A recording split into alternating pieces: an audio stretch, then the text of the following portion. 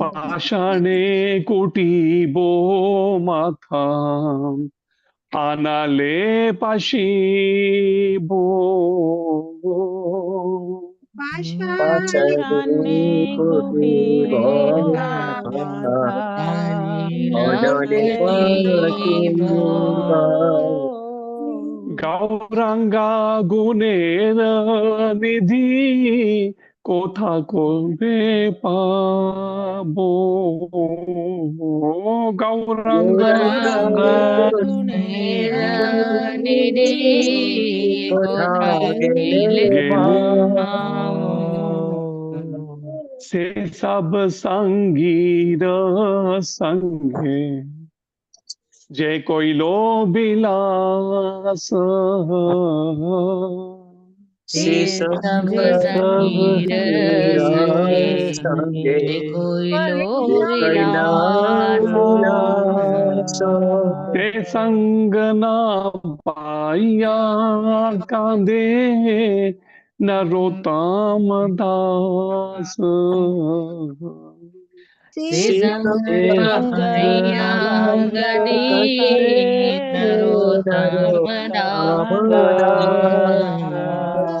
जे अनिलो प्रेमाधनम करुणा प्रचुर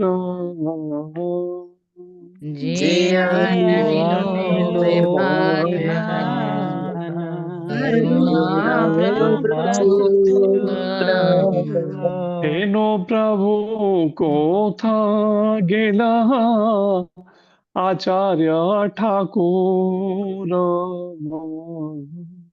हेनो प्रभु था गेला आचार्य ठाकुर जय आचार्य ठाकुर जय आचार्य ठाकुर जय आचार्य ठाकुर जय आचार्य ठाकुर जय देवानंद ठाकुर जय देवानंद ठाकुर जय देवानंद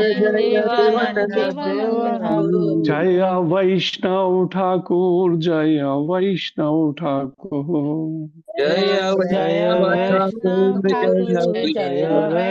ठाकुर जय जय प्रभुपाद प्रभुपाद प्रभुपाद प्रभुपाद जय जय प्रभुपाद प्रभुपाद प्रभुपाद। इस प्रार्थना का नाम है सपार्षद भगवद विरह जनित विलाप। सपार्षद का मतलब होता है अपने पार्षद, अपने भक्तों के साथ, भगवद अर्थात भगवान गौरंग महाप्रभु, विरह उनके विरह में, उनके वियोग में जनित विलाप। श्रीला नरोत्तम दास ठाकुर जिन्होंने ये प्रार्थना लिखी वो रो रहे हैं चैतन्य महाप्रभु और उनके पार्षदों के वियोग में। और तब ये प्रार्थना उन्होंने लिखी है। इसका अनुवाद है, जो अपराकृत प्रेम का धन लेकर आए थे तथा जो करुणा के भंडार थे, ऐसे श्रीनिवास आचार्य ठाकुर कहाँ गए? चैतन्य महाप्रभु के समय में ही हुए हैं श्रीनिवास आचार्य ठाकुर। एक है श्रीवास ठाकुर, एक है श्रीनिवास ठाकुर। श्रीवास ठाकुर तो नारद जी के अवतार हैं और ये उसी समय महाप्रभु के हुए हैं। श्रीनिवास आचार्य श्रीला नरोत्तम दास ठाकुर उनके चरणों में प्रार्थना करते हुए कहते हैं, जो आध्यात्मिक, अप्राकृत का मतलब प्राकृत होता है भौतिक, अप्राकृत का मतलब आध्यात्मिक या दिव्य, आध्यात्मिक प्रेम का जो धन लेकर आए थे, आध्यात्मिक प्रेम का धन, वो करुणा के भंडार थे, जो जिनके हृदय में जीवों के प्रति ऐसी करुणा थी कि करुणा के वो भंडार थे। ऐसे श्रीनिवास आचार्य ठाकुर कहाँ गए? मेरे स्वरूप दामोदर और रूप गोस्वामी कहाँ हैं? सनातन कहाँ है? पतित पावन रघुनाथ दास कहाँ है? मेरे रघुनाथ भट्ट और गोपाल भट्ट कहाँ हैं? और कबीरा कृष्णदास कविराज कहाँ है? महान नृतक श्री गौरंग महाप्रभु एकाएक कहाँ चले गए? मैं अपना सिर चट्टान में मार कर फोड़ डालूंगा और अग्नि में कूद पड़ूंगा। सभी दिव्य गुणों के निधि स्वरूप गौरंग महाप्रभु को मैं कहाँ पाऊंगा? गौरंग महाप्रभु तथा उनके साथ लीला करने वाले संगियों का संग न पाकर नरोत्तम दास मात्र रो रहा है। श्रीला नरोत्तम दास ठाकुर महाराज की जय। श्री जय देवानंद पंडित जी की जय। जय उन जय। श्री देवानंद जी पंडित, उनके जीवन के बारे में वर्णन है कि किस प्रकार से देवानंद पंडित जी ने महाप्रभु के उस समय लीला में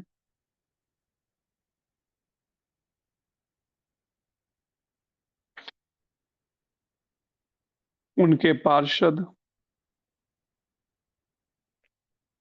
उनकी सेवा में वो कैसे रहे, वो सेवाओं में अपने उन्होंने महा को दी, इसका वर्णन है यहाँ पे।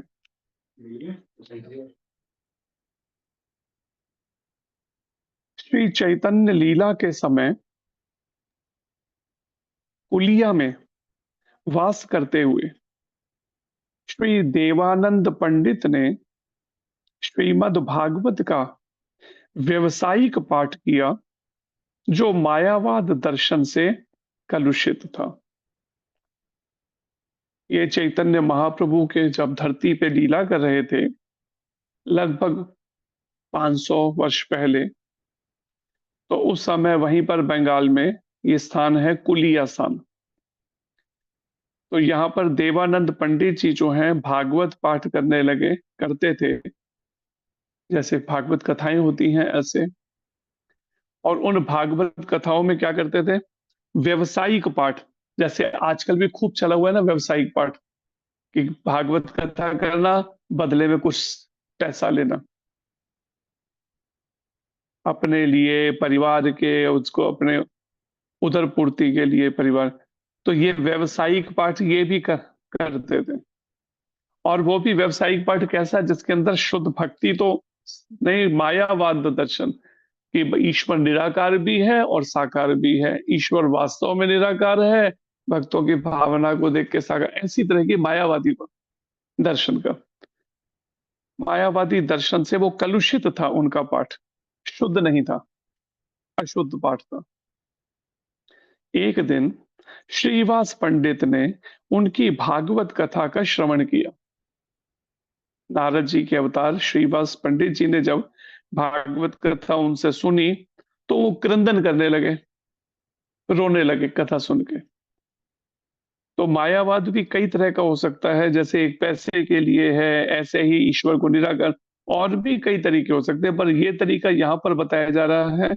इनका अशुद्ध क्या था कि वहां पर जब श्रीवास जी भावुक होके क्रंदन रोने लगे और धरती पर गिर पड़े, भगवान की लीला सुनते सुनते इतना हृदय में विरह जा गया नारद जी के अवतार श्रीवास ठाकुर के, कि वो भूमि पर गिर पड़े। इस प्रकार के प्रदर्शन से शुद्ध होकर देवानंद के मूर्ख शिष्यों ने श्रीवास को उस सभा से बाहर निकाल दिया, जबकि वो कृष्ण प्रेम में विलाप कर रहे थे, रो रहे थे, भूमि पर गिर पड़े। लेकिन देवानंद पंडित जी के मूर्ख शिष्य उनके भाव को नहीं समझ पाए और परिणाम में उनको उठाकर सभा से बाहर कर दिए गए। श्रीवास वहीं पर श्रीवास जी के चरणों में अपराध हो गया उनसे। अपने शिष्यों के इस दुर्व्यवहार का मूक अवलोकन कर देवानंद ने मत्त हाथी अपराध किया। अर्थात जब उनके शिष्य ऐसा अपराध कर रहे थे कि उनको निकाल बाहर कर दिया, श्रीवास जी को उनके भाव को नहीं समझा, उस समय ये इन्होंने अपने शिष्यों को रोका नहीं ऐसा करने से, बल्कि चुप बैठे रहे। जैसे कोई मदमस्त हाथी पड़ा रहता है, उसको होश ही नहीं होता। हाथी को मदिरा पिला दो तो उसको होश ही नहीं। ऐसे ये मद की तरह पड़े। इन्होंने शिष्यों को रोकना चाहिए था, उस समय उन्होंने नहीं रोका, और ये भी नारद जी के उस भाव, श्रीवास जी के भाव को नहीं समझ पाए। इससे पता चलता है, अर्थात इतने अधिक उन्नत नहीं फिर रहे वो आध्यात्मिक जीवन में कि वो उस समय के भावों को समझ सकते उनके, देवानंद पंडित जी। अर्थात भगवान चैतन्य के एक शुद्ध भक्त की निंदा का अपराध हो गया उनसे। कालांतर में कुछ समय बीत गया, एकदम कई बार भगवान दंडित नहीं करते किसी को। हम सोचे ना कि हम कुछ भी करते रहें तो उसका कोई दंड नहीं मिलेगा, ऐसा नहीं है। कई बार हम गलती करते हैं और सोचते हैं हम सही हैं, आम बात होती है ये। जैसे पीछे हम बता भी रहे थे एक घटना से संबंधित, कि एक और गुरु के शिष्य थे, उनके साथ कुछ मंदिरों में दुर्व्यवहार हुआ। जब वो महाराज जी के संपर्क में आए तो महाराज ने फिर भी उनकी भावना को बढ़ाने के लिए उसको अपने केंद्र को संभालने का, सेवा देखने का मौका दिया।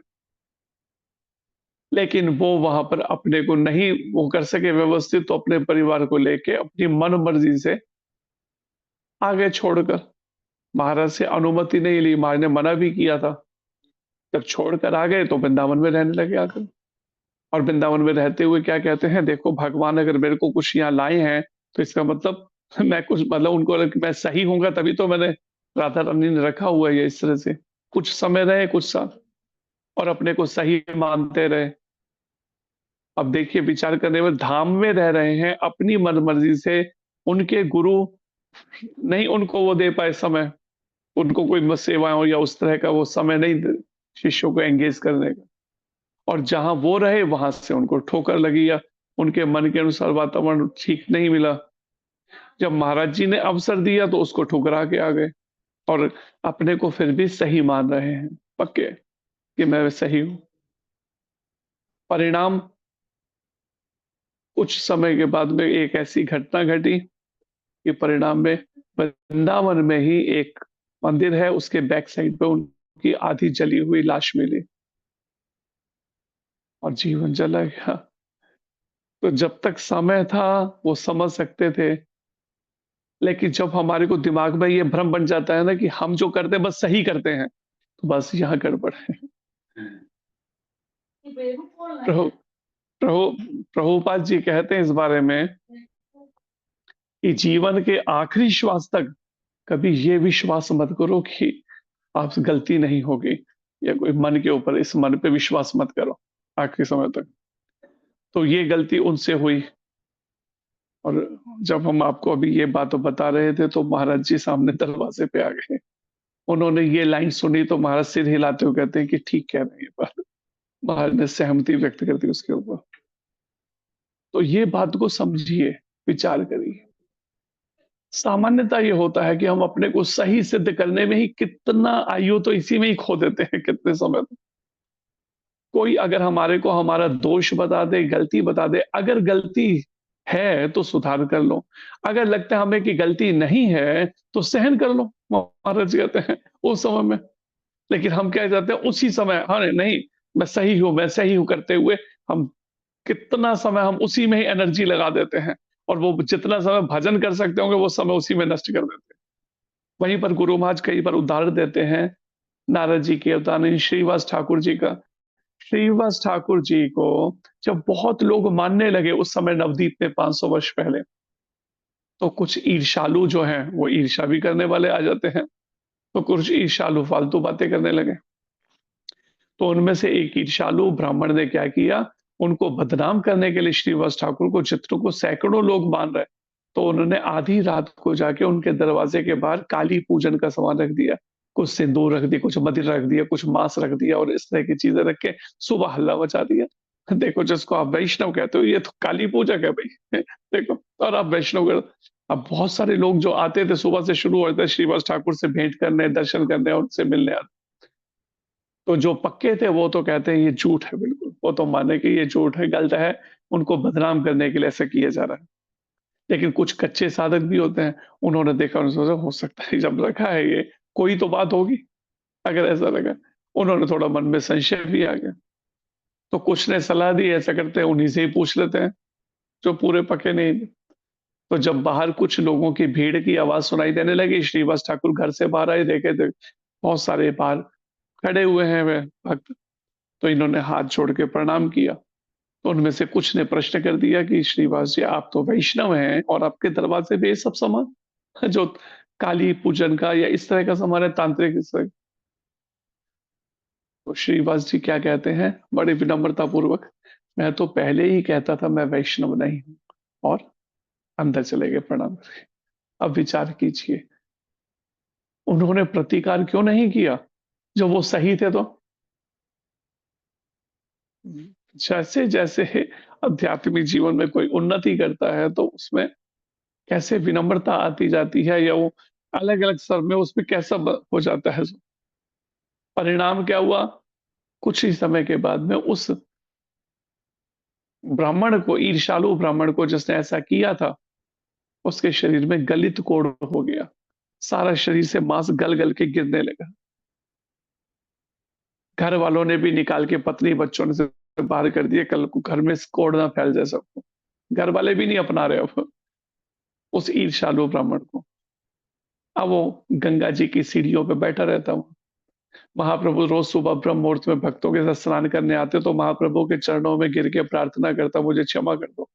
महाप्रभु कहते, तेरे को क्षमा कर दूं? वैष्णव अपराधी कहीं के, तेरे को क्षमा कर दूं? महाप्रभु कहते, नहीं करूंगा क्षमा। 1 साल तक वो कोड़ में रहा, क्योंकि भगवान कहते मैं अपने प्रति फिर किसी से अपराध सहन कर लूं, अपने भक्तों के प्रति तो सहन नहीं करता। 1 साल बाद तब जब फिर बार बार वो क्षमा मांगता, तब महाप्रभु ने कहा, जा जिनके प्रति अपराध किया उनसे क्षमा मांग। कहते उनके प्रति वो तो मेरे से अपराध उनके। कहते वैष्णव जो है वो अपने मन में ये सब नहीं रखते हैं, जा उनके प्रति। ये गए और चरणों में गिर पड़े उनके। तो श्रीवास जी कहते हैं, ब्राह्मण ये क्या कर, मैं गृहस्थी, मेरे पे अपराध क्यों चढ़ा रहे हो ऐसे? तो वो अभी भी विनम्रता देखिए श्रीवास जी की। वहां श्रीवास जी ने उठाया उनको पकड़ के, कहते मुझे क्षमा कर दो। श्रीवास जी ने भगवान से प्रार्थना की मन ही मन, और वो ठीक हो गए कुछ ही समय। ये बात विचारनी चाहिए, हमें समझनी चाहिए इस आचरण से। देवानंद पंडित जी का जो यह वर्णन है कि इनको शुद्ध भक्ति की निंदा का अपराध लग गया। जब शिष्य अपराध कर रहे थे तो इन्होंने रोका नहीं शिष्यों को, मूक बने रहे मत्त हाथी की तरह। कालांतर में श्री गौर राय, गौरांग महाप्रभु के लिए वर्णन है, गौर राय के एक अंतरंग भक्त वक्रेश्वर पंडित की कृपा द्वारा देवानंद श्री कृष्ण चैतन्य की दिव्यता को समझे। वो चैतन्य महाप्रभु को नहीं समझ पा रहे थे देवानंद पंडित, लेकिन महाप्रभु के एक अंतरंग भक्त जो बिल्कुल उनके पर्सनल उसमें नजदीक रहते हैं, वक्रेश्वर पंडित जी। ये कैसे थे वक्रेश्वर पंडित? ये एक बार चैतन्य महाप्रभु के संकीर्तन में 72 घंटे कॉन्टिन्यूस नृत्य करते रहे। आप सोचिए, 3 दिन और 3 रातें। वक्रेश्वर पंडित जी, तब महाप्रभु के मुख से निकला, वक्रेश्वर तू मेरा एक पंख है, अगर एक पंख तेरे जैसा और होता तो मैं आकाश में उड़ जाता। मतलब इतना महाप्रभु को प्रिय उनका नृत्य करना भगवान के कीर्तन में, हरे कृष्ण मंत्र के। तो एक तरह से कहते हैं मेरा एक पंख तो है, दूसरा पंख नहीं है। एक ऐसे मतलब वैसे वक्रेश्वर जी जैसे एक और कोई होते तो महाप्रभु कहते हैं मैं आकाश में उड़ जाता। तो यहाँ पर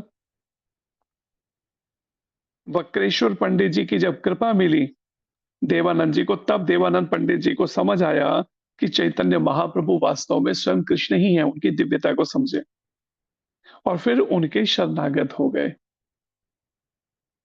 चैतन्य महाप्रभु के। वक्रेश्वर पंडित जी की शिष्यता ग्रहण की देवानंद जी ने और फिर महाप्रभु के शरणागत हो गए। भगवान ने उनका अपराध क्षमा कर दिया चैतन्य महाप्रभु ने, क्योंकि उन्होंने चैतन्य महाप्रभु के जो प्रिय भक्त हैं वक्रेश्वर जी की जब शरणागति ले ली, तो परिणाम फिर महाप्रभु ने देखा कि अब ये बदल गए हैं, तो उनको क्षमा कर दिया देवानंद पंडित जी, और उन्हें भक्ति का वरदान दिया चैतन्य महाप्रभु ने देवानंद पंडित को। वे श्री कृष्ण लीला में भागुरी मुनि के रूप में सेवारत हैं।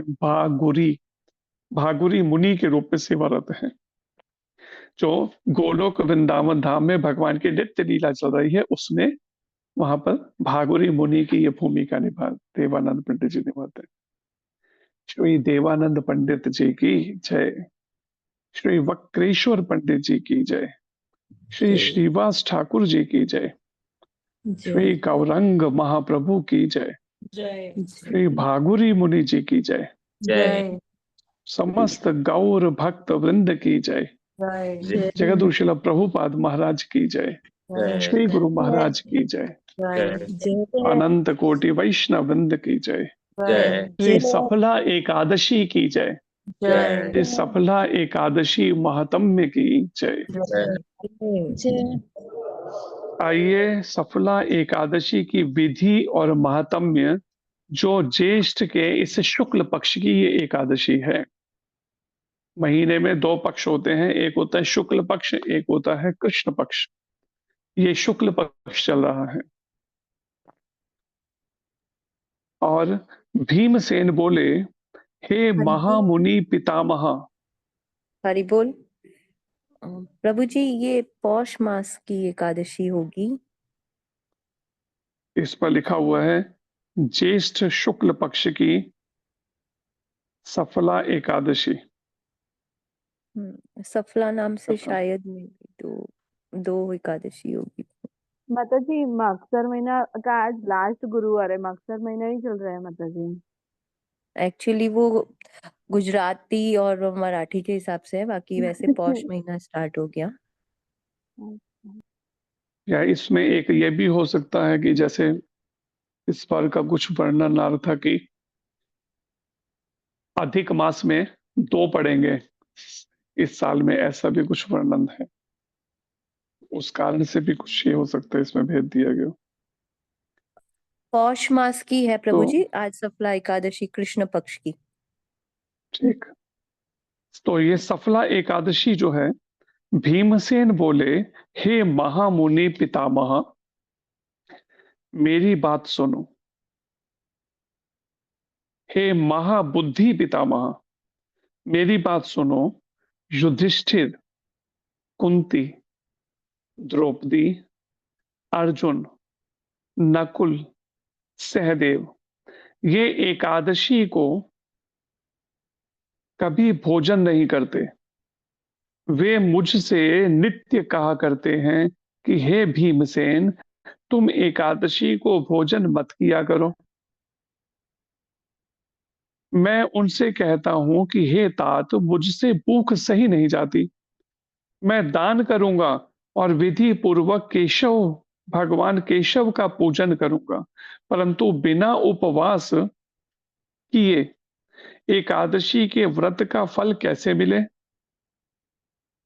भीमसेन का वचन सुनकर श्रील वेद व्यास जी ने बोले, जो तुमको स्वर्ग अत्यंत प्रिय है और नरक बुरा मालूम होता है, तो दोनों पक्ष की एकादशी को भोजन नहीं करना चाहिए।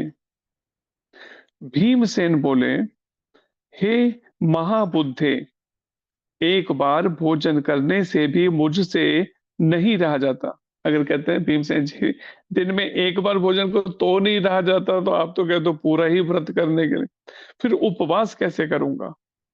हे महामुने, वृक नाम की अग्नि सदा मेरे पेट में रहती है। जब मैं बहुत सा अन्न खाऊं तब वह शांत होती है। हे महामुने, मैं एक उपवास कर सकता हूं, साल में केवल एक ही व्रत कर सकता हूं। जिससे स्वर्ग मिल जाए, उस एक व्रत को मैं विधि पूर्वक करूंगा। इसलिए निश्चय करके एक व्रत बतलाइए जिससे मेरा कल्याण हो। श्रील वेद व्यास जी बोले, हे नराधिप, तुम तुमने मानव धर्म और वैदिक धर्म सुने, परंतु कलयुग में उन धर्मों के करने की शक्ति मनुष्यों में नहीं है। सरल उपाय, थोड़े धन और कम परिश्रम से महाफल प्राप्त होने की विधि मैं तुमसे कहता हूं, जो कि सब पुराणों का सार है। जो दोनों पक्ष की एकादशी का व्रत करता है वह नरक में नहीं जाता। व्यास जी का वचन सुनकर भीमसेन पीपल के पत्ते की तरह कांपने लगे और डर कर बोले, हे पितामह, मैं क्या करूं? मैं उपवास नहीं कर सकता। इसलिए हे प्रभु, बहुत फलदायक एक ही व्रत को मुझसे कहिए। व्यास जी बोले कि वृष व मिथुन के सूर्य में ज्येष्ठ मास के शुक्ल पक्ष की जो एकादशी है, उसका यत्न पूर्वक निर्जल उपवास करना चाहिए। स्नान और आचमन में जल का निषेध नहीं है। एक स्नान करना और दूसरा आचमन करना। खाली उसके लिए ये जो सफला एकादशी है, असल में ये पुस्तक जो है इसमें 2 जगह सफला एकादशी लिखी है। हरे कृष्ण कृष्णा एक प्रभु जी। ज्येष्ठ कृष्ण, एक है निर्जला पौष कृष्ण एकादशी पक्ष की सफला एकादशी।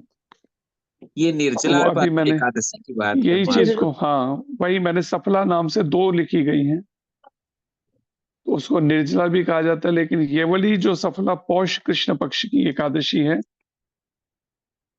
ये एकादशी की विधि और महात्म्य में युधिष्ठिर जी बोले, पौष कृष्ण पक्ष में कौन सी एकादशी होती है, उसका क्या नाम है, क्या विधि विधि है और किस देवता का पूजन होता है। हे जनार्दन, ये मुझसे विस्तार से कहिए। श्री कृष्ण भगवान बोले, हे राजेंद्र, आपके स्नेह के कारण मैं कहता हूं कि एकादशी के व्रत से मैं जितना प्रसन्न होता हूं, उतना अधिक दक्षिणा युक्त यज्ञ से भी नहीं होता। इसलिए यत्न पूर्वक एकादशी का व्रत करना चाहिए। पौष कृष्ण पक्ष में जो द्वादशी युक्त एकादशी होती है, आज की जो है द्वादशी युक्त एकादशी है, कल रात्रि में 10:29 से एकादशी की संधि शुरू हो गई थी। तो जो आज रात तक चलेगी, लगभग 8 बजे के आसपास तक, और उसके बाद अगला द्वादशी शुरू हो जाएगी। और जिस दिन एकादशी द्वादशी की संधि हो, उस एकादशी को ज्यादा शुभ और पवित्र माना जाता है। लेकिन जो कुछ स्मार्त हैं, जो कर्मकांडी हैं, वो कई बार दशमी और एकादशी की संधि को एकादशी रखते हैं, जो कल का दिन था। पूरा दिन दशमी थी, रात को एकादशी लगी, वो उसको रखते थे। लेकिन वैष्णव लोग, जो गौड़ीय वैष्णव हैं, वैष्णव लोग एकादशी और द्वादशी के संधि को अधिक शुभ पवित्र मानते हैं। वो आज का दिन है। पौष कृष्ण पक्ष में जो द्वादशी युक्त एकादशी होती है, उसकी विधि लोक के हित के लिए मैं तुमसे कहूंगा। इस एकादशी का नाम सफला है। इसके भगवान नारायण अधिदेव हैं। जैसे हर उसमें किसी व्रत में उसके मुख्य देवता होते हैं, तो इसके हैं भगवान नारायण अधिदेव हैं। विधि पूर्वक उनका पूजन करें। पूर्वोक्त विधि से ही एकादशी का व्रत करना चाहिए। नागों में जैसे शेष नाग, पक्षियों में गरुड़ जी, यज्ञों में अश्वमेध यज्ञ, नदियों में गंगा जी, देवताओं में भगवान विष्णु और मनुष्यों में जैसे ब्राह्मण श्रेष्ठ है, उसी प्रकार व्रतों में एकादशी तिथि श्रेष्ठ है। हे राजन, जो सदा एकादशी का व्रत करते हैं, वे सर्वदा मेरे प्रिय हैं। भगवान कृष्ण स्वयं कह रहे हैं बात को युधिष्ठिर महाराज को, कि जो हमेशा एकादशी का व्रत करते हैं, वो हमेशा सर्वथा मेरे प्रिय हैं। अब सफला एकादशी पूजन की विधि सुनो। व्रत के दिन अच्छे ऋतु फलों से, जो इस सीजन के जो फ्रूट्स हैं, फल हैं, उनसे मेरा पूजन करें। स्वच्छ नारियल का फल, बिजौरे, जम्भीरी, अनार, सुपारी, लौंग और अनेक प्रकार के आम के फल और धूप दीप से विधि पूर्वक भगवान का पूजन करें। सफला में दीपदान विशेष उत्तम कहा गया है। आज के दिन दीपदान विशेष उसकी महिमा है, दीपदान की, भगवान को दीपक दिखाना। रात्रि में विधि पूर्वक दीपदान करना चाहिए। जब तक नेत्र खुले रहें तब तक एकाग्र चित्त से रात्रि में जो जागरण करे, रात को जागरण वो भी एकाग्र चित्त होकर, जब तक नेत्र खुले हैं, उसके पुण्य का फल सुनो। हे नराधिप, इसके समान ना तो यज्ञ है, ना तीर्थ है, न संसार में कोई व्रत है। अब सफला एकादशी की कथा है। माहिष्मत राजा की चंपावती नाम की प्रसिद्ध पुरी थी। राजा के 4 पुत्र थे। उनमें लुम्पक नामक बड़ा लड़का बड़ा पापी था। वह परस्त्रीगामी, जुआरी और वेश्यागामी उस पापी ने पिता का सब नष्ट कर दिया। नित्य बुरे आचरण में लगा रहता, देवता, ब्राह्मण और वैष्णवों की निंदा किया करता था। राजा ने पुत्र को ऐसी दशा में देखकर उसको राज्य से निकाल दिया। तब लुम्पक अपने मन में सोचने लगा कि पिता और बंधुओं ने मुझको त्याग दिया है, अब मुझको क्या करना चाहिए। इस प्रकार चिंता करते हुए उसने विचार किया कि मैं दिन में वन में चला जाऊंगा और फिर रात को वन से आकर पुरी में रहूंगा। मतलब दिन में तो अपने पिता से जो निकाल दिया अपने राज्य से, कि वनों में जंगलों में छुपा रहूंगा, और रात होगी तो फिर घुस जाऊंगा कहीं कुछ चोरी करने, कुछ करने के लिए। यह विचार करके वह नगर को छोड़कर सघन वन में चला गया। नित्य जीव हिंसा और चोरी करता था, पशुओं को मारना और चोरी करना। इस प्रकार उस पापी ने सारे नगर में चोरी की। पहरेदारों ने उसको पकड़ लिया, परंतु राजा के भय से छोड़ दिया। जब उसने कहा ना मैं राजा का बेटा हूं, तो उन्हें डर से छोड़ दिया कि राजा दंडित ना करे। जिस वन में लुम्पक ने आश्रय लिया था वहां अति प्राचीन पीपल का पेड़ था। उस वन में उस वृक्ष को देवता की तरह मानते थे। लोग जो हैं आसपास के ऐसा मानते थे उस पीपल के वृक्ष को कि इस वन के ये देवता हैं। उसी स्थान पर वह पापी लुम्पक रहता था, उस पीपल के पेड़ के नीचे। निंदित और दुष्कर्म करते हुए उसको पौष कृष्ण सफला एकादशी का दिन आया, आज का दिन। हे राजन, दशमी की रात्रि को वस्त्रहीन होने के कारण शीत से, ठंड से पीड़ित होकर वो बेहोश हो गया। शीत के कारण, ठंड के कारण पीपल के नीचे उसको नींद नहीं आई। एक तो वस्त्रहीन और नींद नहीं आई, और मृतक के समान हो गया वो। दांतों को कटकटाते हुए रात बीत गई, ऐसी ठंड सर्दी। सूर्य उदय होने पर भी उसको होश नहीं हुआ। सफला एकादशी के दिन लुम्पक बेहोश पड़ा रहा। जब दोपहर मध्याह्न हुआ तब उसको होश आया। चैतन्य होने पर थोड़ी देर पीछे वह अपने आसन से उठा। वह पग पग पर गिरता पड़ता लंगड़े की तरह चलने लगा। वह भूख प्यास से पीड़ित होकर वन में गया। उस दुष्ट लुम्पक को जीव हिंसा की शक्ति नहीं रही। ऐसी हालत हो गई कि थोड़ा भी अब शक्ति नहीं कि पशुओं को और पकड़ के मार सके या खाने के लिए। जो फल भूमि पर पड़े हुए थे उनको वह उठा लाया। जब तक वह आया सूर्य अस्त हो गया, तब तक सूर्य अस्त हो गया। हे तात, अब क्या होगा, ऐसा कहकर दुखी होकर विलाप करने लगा। सोचिए पहले की स्थिति क्या थी कि सूर्य अस्त होने के बाद फल भी नहीं खाए जाते थे, सोचिए। और आज क्या है, सूर्य अस्त होना तो बात छोड़िए, रात्रि को 10 बजे के बाद भोजन शुरू होता है, डिनर शुरू होते हैं लोगों के। तो सोचिए उनकी क्या हालत होगी बुद्धि की। जबकि वो ऐसी स्थिति में होते हुए भी, राजा का ये पुत्र चोर है, दुष्कर्म करता है, लेकिन सूर्य अस्त हो गया तब तक, अब संध्या काल हो गया, इसलिए उसने फल भी नहीं खा पाया। कि अब फल कैसे सूर्यास्त के बाद नहीं खाए। दुखी होकर विलाप करने रोने लगा। वे सब फल पेड़ के नीचे रख दिए। वह लुम्पक बोला, इन फलों से भगवान हरि प्रसन्न हो।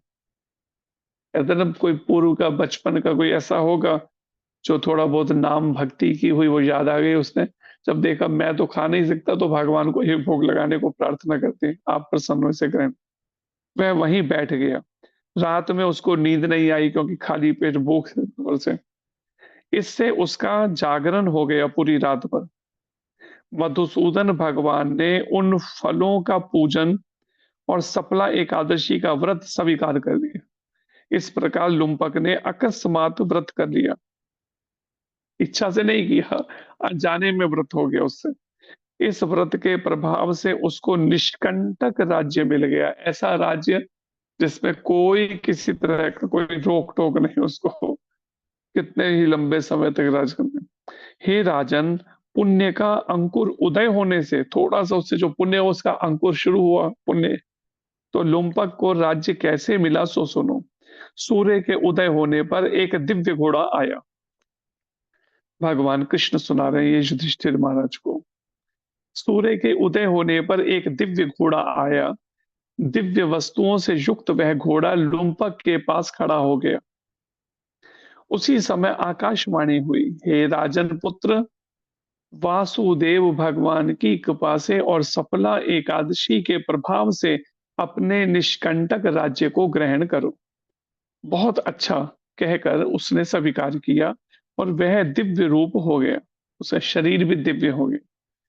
श्री कृष्ण भगवान में परम भक्ति हो गई, उसके हृदय में जाग गई भगवान कृष्ण के प्रति उस निर्जला एकादशी के माध्यम से। सुंदर आभूषणों को धारण करके पिता को नमस्कार करके घर में रहने लगा। उस वैष्णव पुत्र को पिता ने निष्कंटक राज्य दे दिया। पिता ने दोबारा स्वीकार कर लिया उसे। उसने बहुत वर्षों तक राज्य किया। प्रत्येक एकादशी के दिन वह भक्ति में लीन रहने लगा। अब हर एकादशी को भक्ति में डूब जाता हूँ। भगवान की कृपा से सुंदर स्त्रियां आईं और सुंदर पुत्र हुए।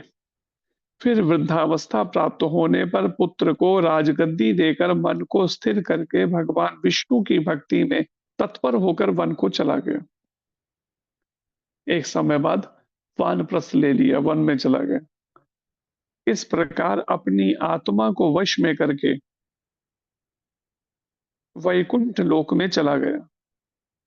इस प्रकार से जो सफला एकादशी का व्रत करते हैं वे इस लोक में यश लेकर निस्संदेह मोक्ष को प्राप्त करेंगे। हे विशाम्पते, सफला के महात्म्य को सुनने से मनुष्य राजसूय यज्ञ का फल प्राप्त कर स्वर्ग लोक में निवास करता है। सफला एकादशी की जय। सफला एकादशी महात्म्य की जय। श्री कृष्ण चंद्र भगवान की जय। श्री युधिष्ठिर जी महाराज की जय। जगत श्रील प्रभुपाद महाराज की जय। श्री गुरु महाराज की जय। श्रीमद् भगवद गीता यथारूप का ये 10वां अध्याय, जिसका शीर्षक है श्री भगवान का ऐश्वर्य, और श्लोक संख्या है आज की 39। सभी प्रयास कीजिए दोहराने का। यच्चापि सर्वभूतानां यच्चापि सर्वभूतानां बीजं तद् अहमर्जुन बीजं तदहमर्जुन न तदस्ति विना यस्य न तदस्ति विना यतस्य मया भूतं चराचरम् मया भूतं चराचरम् यच्चापि सर्वभूतानां यच्चापि सर्वभूतानां चं तदहम् अर्जुन बीजं तदहं तदाहम् अर्जुन तदस्ति विना यतत् स्यात् तदस्ति विना मया भूतं चराचरम्।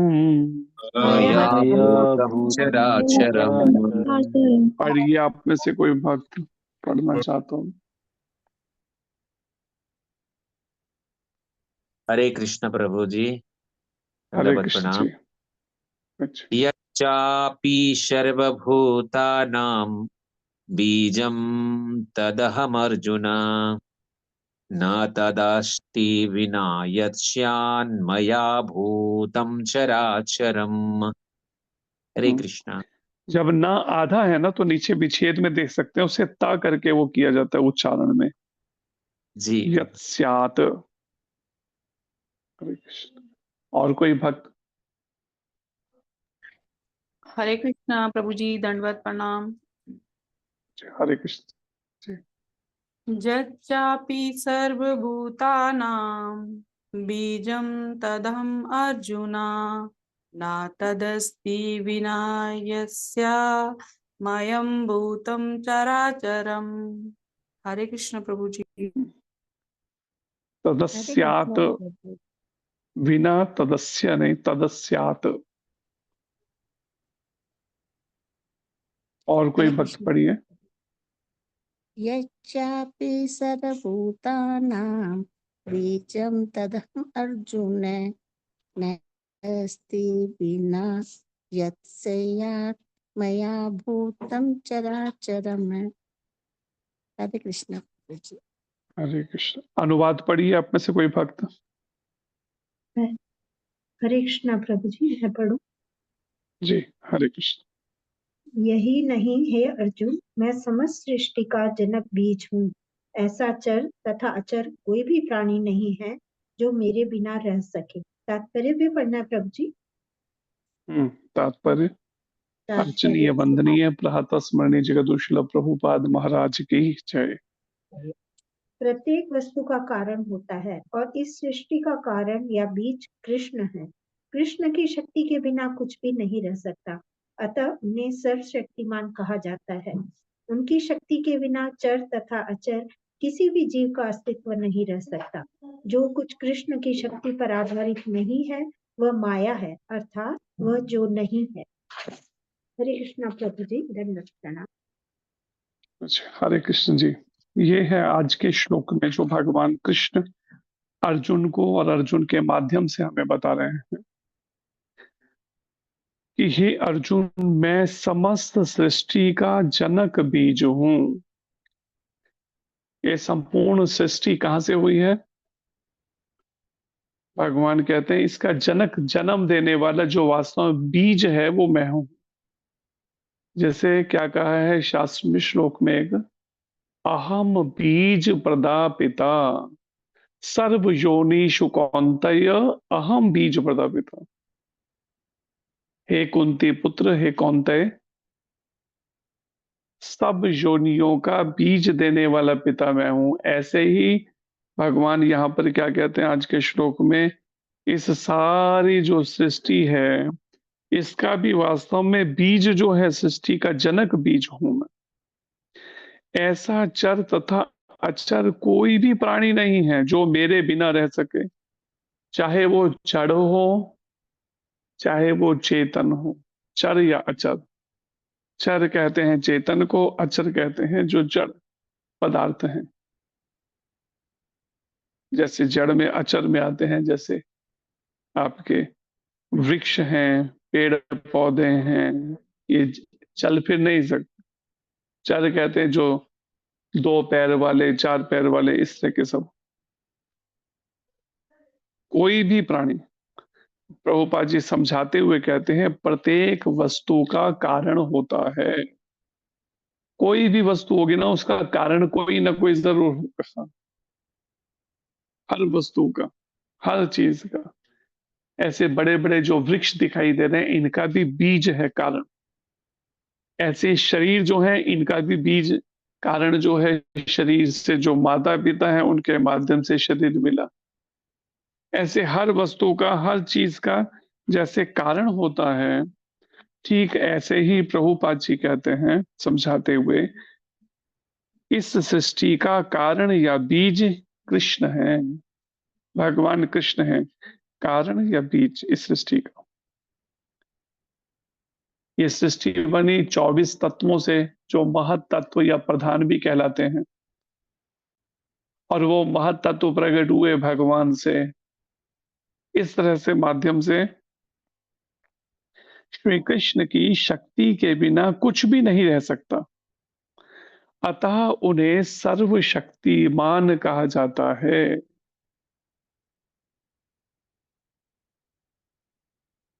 जैसे अनंत शेष भगवान है, उनके फन के ऊपर कैसे ब्रह्मांड टिके हुए हैं, असंख्य ब्रह्मांड हैं, अलग अलग फनों पे उनके टिके हैं, लेकिन वो अनंत शेष जो भगवान बलराम जी के ही आगे विस्तार हैं, वो बलराम भगवान भगवान श्री कृष्ण का सबसे प्रथम विलास विग्रह है। जब भगवान लीला करने के लिए कोई रूप लेते हैं, उसे कहते हैं विलास विग्रह, स्वयं कृष्ण ही जब रूप, तो बलराम भगवान का विलास विग्रह है। प्रभुपाद जी कहते हैं, उनकी शक्ति के बिना जो भगवान श्री कृष्ण जो हैं, उन्हें सर्वशक्तिमान कहा जाता है, सर्वशक्ति। और श्री कृष्ण की शक्ति के बिना कुछ भी नहीं रह सकता। उनकी शक्ति के बिना चर तथा अचर किसी भी जीव का अस्तित्व नहीं रह सकता, चाहे चेतन है चाहे जड़ है, पर किसी का अस्तित्व नहीं रह सकता भगवान कृष्ण के बिना। उन्हीं से आगे सृष्टि में ब्रह्मा जी से आके योनियां होते हुए उनका सब कारण, ब्रह्मा जी के कारण स्वयं भगवान है, गर्भोदकशाही विष्णु, गर्भोदकशाही विष्णु का कारण भगवान कृष्ण है। जो कुछ श्री कृष्ण की शक्ति पर आधारित नहीं है, अगर कोई चीज अगर उनकी शक्ति पर आधारित नहीं है, तो इसका मतलब ही है कि वो माया है, जो नहीं है भगवान कृष्ण पर, अर्थात वह जो नहीं है। जैसे हम, जो यहाँ पर वर्णन है, हम जो देखते हैं बहुत सारी चीजों को, वो क्या है, हर पल उनका नाश हो रहा है, क्षीण हो रही है। लेकिन हम अपनी कई बार दृष्टि से नहीं देख पाते शरीर में होते हुए परिवर्तन, लेकिन साइंस भी इस बात को मानती है कि शरीर में लगातार टिश्यूज जो हैं हमारे, उनमें चेंज हो रहे हैं, लगातार परिवर्तन हो रहे हैं, जिसका प्रत्यक्ष हम देख सकते हैं कि बच्चा जन्म लेता है, फिर बड़ा होता है, कुछ समय एक जैसा रहता है, आगे कुछ संतान आदि उत्पत्ति करता है, वृद्धावस्था को प्राप्त होता है, और फिर मृत्यु को प्राप्त हो जाता है। तो लगातार कैसे शरीर में 6 तरह के परिवर्तन देखे जा सकते हैं, और इसी को ही यहाँ पर समझाते हुए प्रभुपाद जी कहते हैं इस बात को कि ये जो कृष्ण की शक्ति पर आधारित नहीं है, या फिर एक और भी इसका उदाहरण जैसे दिया गया है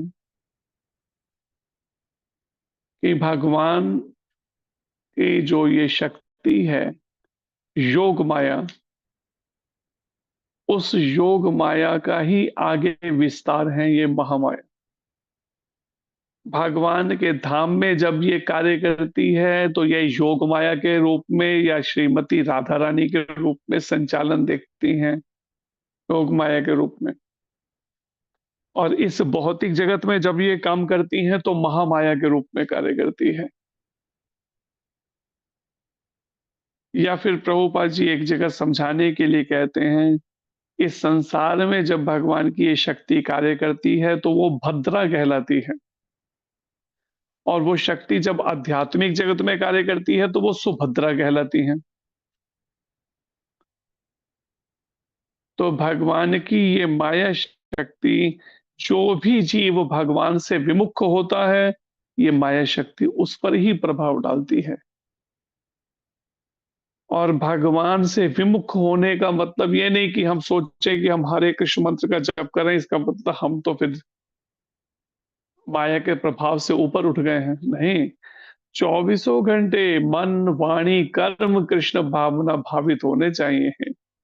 जैसे आज सुबह के भी प्रवचन में महाराज कह रहे थे मंगल आरती के कि सारे कार्य कृष्ण के लिए कर। फिर महाराज समझा रहे थे इस संसार में रह के हमें कोई कार्य नहीं करना चाहिए, कोई कार्य नहीं करना चाहिए महाराज। अब कोई सोचे कोई कार्य कैसे हो सकता है? कोई कार्य नहीं करने का मतलब है कि हमें को केवल कृष्ण की प्रसन्नता के लिए ही सारे कार्य हों और इसके अलावा कोई और कार्य नहीं। क्योंकि हम इस संसार हमारा घर नहीं है। गुरु महाराज बता रहे थे, हमारा घर है भगवान का धाम गोलोक वृंदावन। तो उस समय हम मन में सोच रहे थे जैसे कोई व्यक्ति कभी सुना है कि अपना घर छोड़ के पड़ोसी के घर के लिए कार्य करता हो, या किसी उसके लिए पैसे कमा के ला रहा है और पड़ोसियों को दे रहा है। हर कोई अपने घर के लिए। तो हमारा घर है गोलोक वृंदावन धाम, लेकिन हम क्या करें, इस संसार के लिए करने में लगे हों कार्य, दिन से रात तक संघर्ष करने। कभी परिवार के लिए, कभी समाज के लिए, कभी देश के राष्ट्र के लिए, कभी विश्व के लिए। लेकिन जो घर ही नहीं है हमारा, हम उसमें समय अपना लगाए जा रहे हैं, आयु खत्म किए जा रहे हैं, नष्ट। इस बात को समझना है। जब तक हम मन, वाणी, कर्म तीनों से पूरी तरह से चौबीसों घंटे कृष्ण भावना से भावित नहीं होंगे, तब तक हम योग माया या जो सुभद्रा है उनके संपर्क में लाकर हम क्या कहेंगे, भद्रा इस माया देवी के संपर्क में। थोड़ा टाइम करेंगे तो कृष्ण का चिंतन, तो थोड़ा कृष्ण के संपर्क में, बाकी समय माया के। ये हम पे डिपेंड करता है कि हम कितने समर्पित हैं भगवान के प्रति।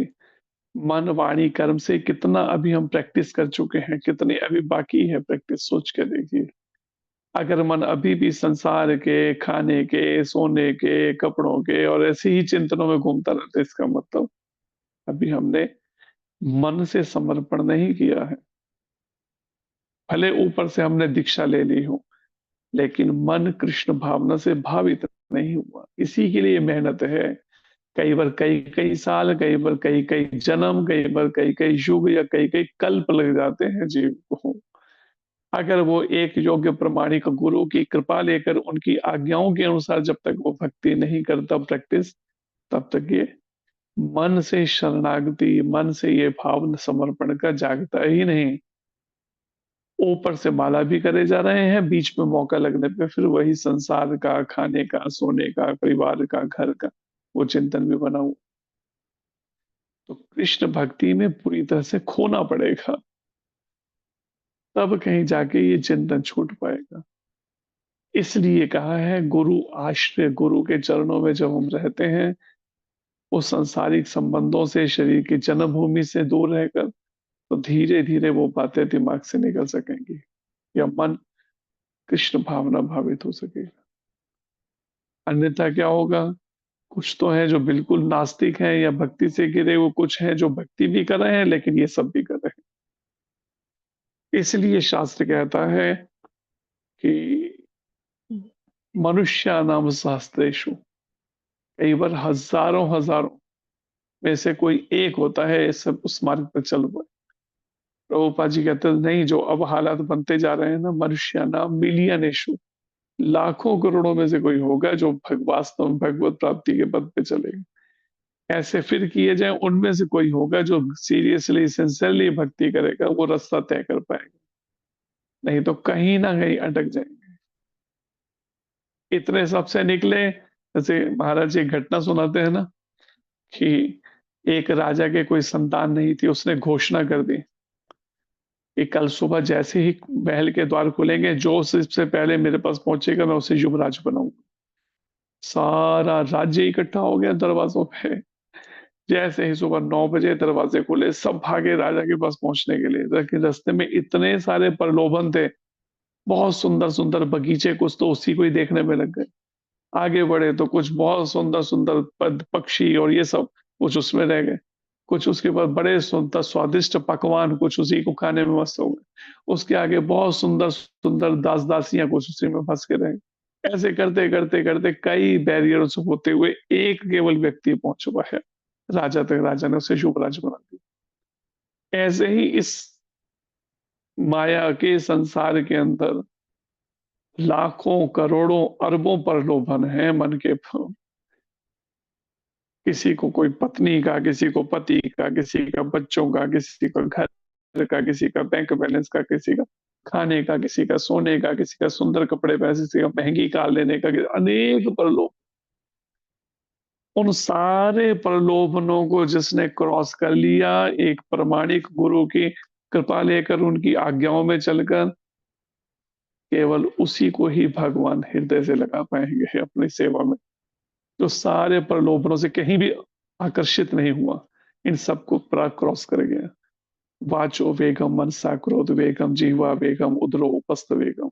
इन सारे वेगों से जो क्रॉस करके निकल गया, उसमें उसने अपने को अगर बचा लिया उन सब से, तो सोचिए भगवान श्री कृष्ण के राज्य गोलोक वृंदावन धाम में प्रवेश मिल पाएगा। जो प्रलोभनों में फंस गया, समझो फिर दोबारा जन्म मृत्यु जरा व्याधि दुख दोषा अनुदर्शनम, बार बार जन्म मृत्यु बुढ़ापा बीमारी के चक्कर में फेंक दिए जाएंगे। अब हमारे ऊपर डिपेंड करता है कि हम आंखों को क्या दिखा रहे हैं, कानों को क्या सुना रहे हैं, अपने वही वही बन जाता है। आखिरी समय कुछ भी याद आ सकता है। अगर टीवी ही देखता रहता है, सीरियल ही देखता रहता है, न्यूज ही देखता रहता है, आखिरी समय वो भी याद आ सकता है, फिर दोबारा हवा पर फेंक दिए जाएंगे। तो सोचिए कितनी मेहनत करनी पड़ेगी इन इंद्रियों को, पहले ज्ञानेंद्रियां, फिर कर्मेंद्रियां, और फिर मन को, बुद्धि को पूरी तरह से कृष्ण भावना भावित भगवत गीता के अनुसार ढालने के लिए। इसलिए आवश्यकता है एक योग्य प्रामाणिक गुरु की, जो कदम कदम पे हमें मार्गदर्शन और सुधार करते हुए साम दाम दंड भेद कैसे भी करके हमें इस भगवत प्राप्ति के पथ पर हमें दृढ़ता से वहां तक पहुंचा दे, लक्ष्य तक। और हम भी सीरियसली और सिंसियरली उसको करें। ये नहीं कि हाँ क्लास अटेंड की तो बड़े गंभीर हो गए, क्लास खत्म हुई तो फिर दोबारा वही पुरानी आदतें शुरू, मोबाइल चलाने की और सब। ये नहीं चलेगा। हरे कृष्णा, धन्यवाद। कोई प्रश्न हो तो कर सकते हैं। हरे कृष्णा प्रभु जी, बहुत बहुत धन्यवाद आपका।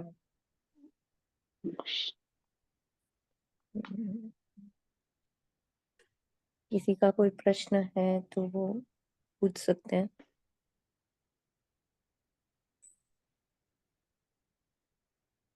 जी प्रभु जी, कोई प्रश्न नहीं है।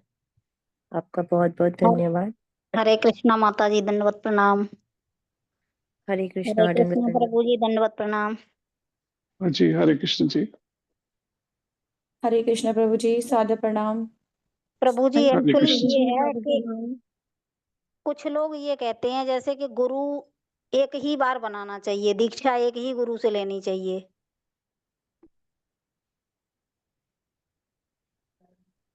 हेलो।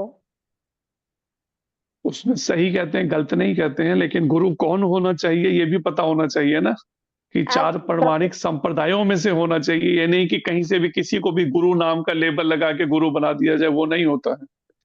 चार प्रमाणिक संप्रदायों को पहले जानकारी लेकर, सुनिए सुनिए ध्यान से पहले बात को।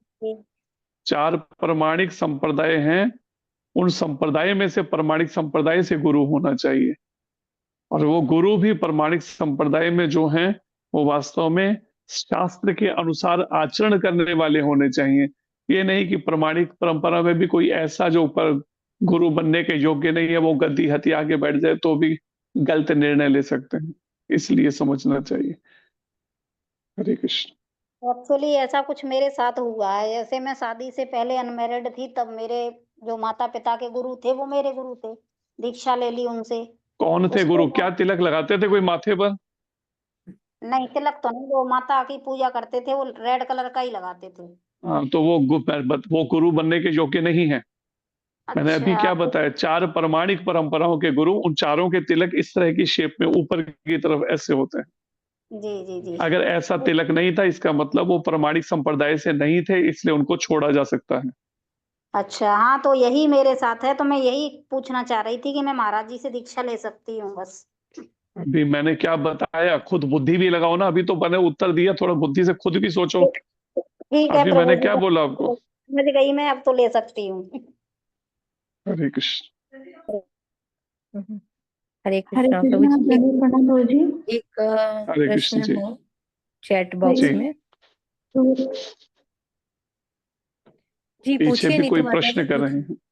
हाँ जी नीतू माता जी पूछिए आप। जी, मेरा क्वेश्चन ये है कि मैं बाल गोपाल की सेवा करती हूँ और बाल राधा रानी की, और प्रभु जी मैंने इस्कॉन में कहीं पर भी बाल रूप में सेवा नहीं देखी, और तो क्या प्रभु जी सही है? असल में नहीं देखी वाली जो आप बात कह रहे हैं, बाल गोपाल की सेवा, असल में सेवा खाली ऐसा नहीं है कि हाँ घर में कोई तो भगवान का विग्रह रखना है, कोई मूर्ति रूप में, और उनकी सेवा करनी है। ये भी प्रमाणित परंपराओं से या शास्त्र के माध्यम से समझना है। बाल गोपाल की सेवा जो है वो यशोदा मैया करती थी। अब यशोदा मैया किस तरह से चौबीसों घंटे केवल कन्हैया के उसमें खोई रहती थी, क्या हम उस तरह से समय दे सकते हैं चौबीसों घंटे उनके लिए, सारे अन्य रिश्तों को भूलकर? अगर ऐसा हम नहीं करते हैं या नहीं कर सकते हैं तो उस परिस्थिति में तो अपराध ही हो जाएंगे। जी इसलिए राधा कृष्ण की सेवा में भी पूरी विधिवत पूजा चाहिए। अगर हम नहीं सेवा पूजा कर पाते तो भी अपराध रहता है। इसलिए कलयुग में भगवान कृष्ण और राधा रानी के युगल अवतार चैतन्य महाप्रभु या गौर निताई जो हैं, वो अपराध नहीं लेते हैं। उनकी सेवा में कभी कुछ कमी रह जाए या सेवा ठीक से पूरी नहीं हो पाए, आरतियां कैसा, तो उसमें वो कर लेते हैं, अपराध नहीं लेते मन में।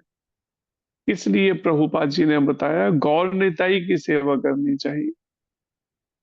गौरांग महाप्रभु तो स्वयं भगवान कृष्ण हैं और नित्यानंद प्रभु बलराम भगवान, तो जो प्रभु जी कलयुग मेरे में घर पे तो लगभग 500 कुछ वर्ष पहले प्रकट हुए, उनके बाल गोपाल की सेवा में अपराध होते रहेंगे, उससे उन्नति नहीं हो पाएगी आध्यात्मिक को विशेष।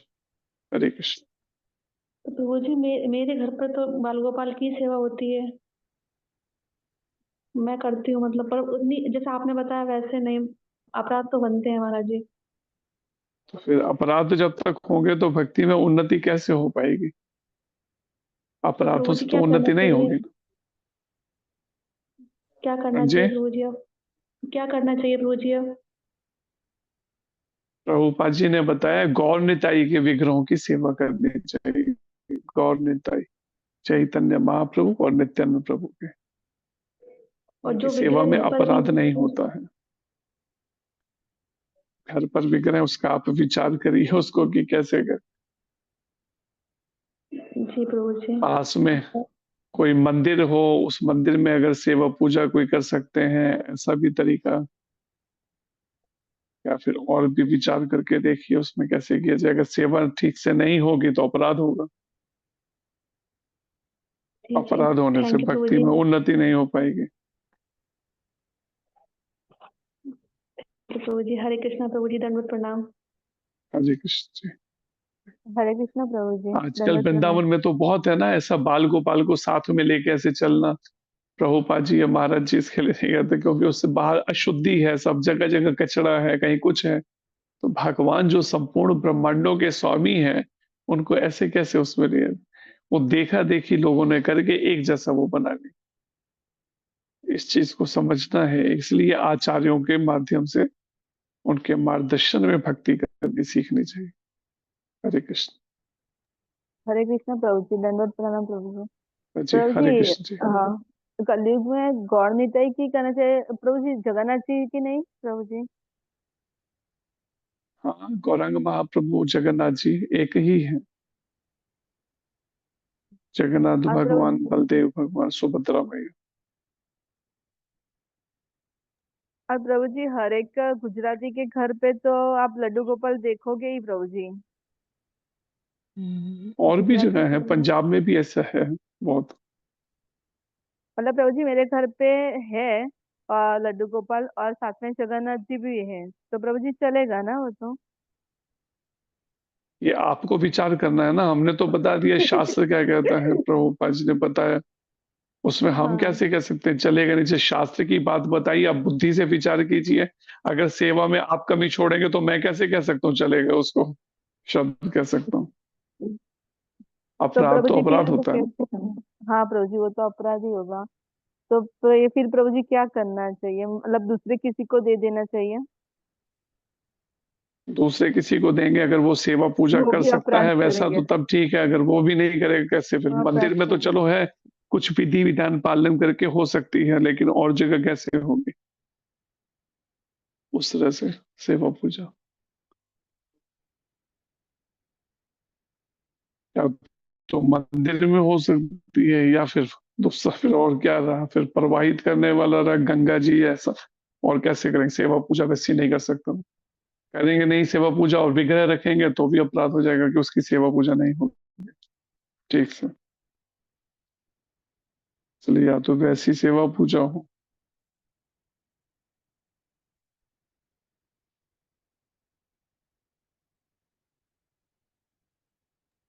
जी जी प्रभु जी, एक हरे कृष्ण। प्रश्न है चैट बॉक्स में कि एकादशी का व्रत फलाहार किस ऑयल में बनाना चाहिए? अगर शुद्ध घी अवेलेबल नहीं हो तो मूंगफली का ऑयल, सनफ्लावर, सरसों, तिल ऑयल किस में बनाना चाहिए? सरसों के तेल को छूना भी पाप है एकादशी के। छूना, बनाना तो बात छोड़िए, टच करना हाथ से, ये भी दोष लगता है उसका बड़ा। सरसों के तेल को छूना भी नहीं चाहिए एकादशी के दिन। अगर शुद्ध घी में, देसी घी में, देसी घी नहीं तो फिर सनफ्लावर ऑयल और पीनट ऑयल, मूंगफली का तेल, इनमें कर सकते हैं। कोकोनट ऑयल अगर है खाने वाला जो, उसमें फिर किया सकता है, उन परिस्थितियों में इनमें यूज कर सकते हैं। कुछ लोग ऐसे भी हैं जो उसमें ऑलिव ऑयल में भी कई बार शायद करते हैं, पर मेनली तो यही चीज बताए गए हैं शुरू में, सनफ्लावर या मूंगफली का तेल, इनका प्रयोग कर सकते हैं उसमें। सरसों के तेल को छूना भी नहीं चाहिए, न जी प्रभु शरीर जी, पे लगाना न छूना। जी। तिल का तेल भी नहीं और तिल भी यूज नहीं करना चाहिए? तेल तो व्रत में यूज किया जा सकता है, तिल का तेल तो, क्योंकि बीच में एक एकादशी भी आती है, षटतिल एकादशी, उस दिन 6 प्रकार से तिल का प्रयोग में खाने का भी वर्णन है। तिल का हो सकता है। जी जी, हरे कृष्ण। धन्यवाद प्रभु जी आपका बहुत बहुत। और कोई प्रश्न है किसी का?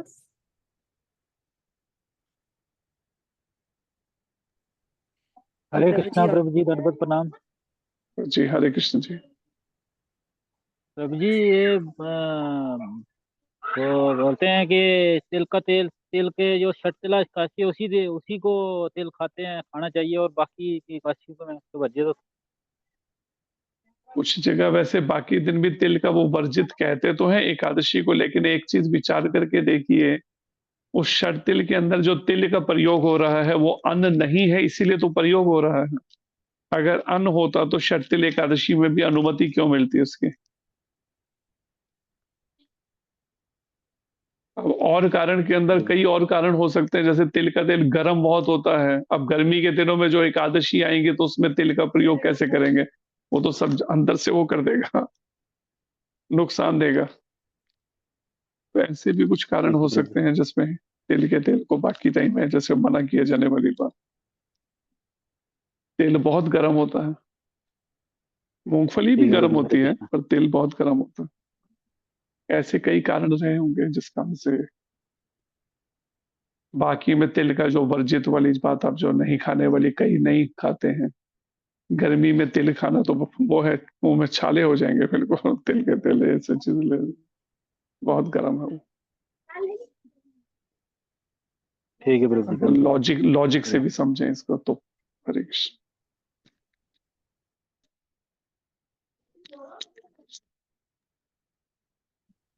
हरे कृष्णा। हरे जी बहुत कृष्ण। बहुत धन्यवाद प्रभु जी आपका। वांछा कल्पतरुभ्यश्च कृपा सिंधुभ्य एव च पतितानां पावनेभ्यो वैष्णवेभ्यो नमो नमः। पूज्य संजय व्यास प्रभु जी की हरे कृष्ण हरे जय कृष्ण श्री सद्गुरुदेव महाराज जी की जय। जय जय जगत गुरु श्रील प्रभुपाद की जय। जय जय अनंत कोटि वैष्णव वृंद की जय जय। हरे कृष्ण। हरे कृष्ण हरे जी कृष्णा प्रभु जी, हरे दंडवत कृष्ण हरे प्रणाम। कृष्ण जी हरे कृष्ण हरे प्रभु जी, कृष्णा दंडवत प्रभु प्रणाम। दंडवत जी प्रणाम। हरे कृष्ण जी हरे जी कृष्णा प्रभु जी, प्रणाम। जी थैंक यू हरे प्रभु कृष्ण जी। जी हरे हरे कृष्ण जी हरे कृष्ण जी जी प्रभु जी मीटिंग एंड करें। जी हरे कृष्ण हरे कृष्णा दंडवत प्रणाम प्रभु जी।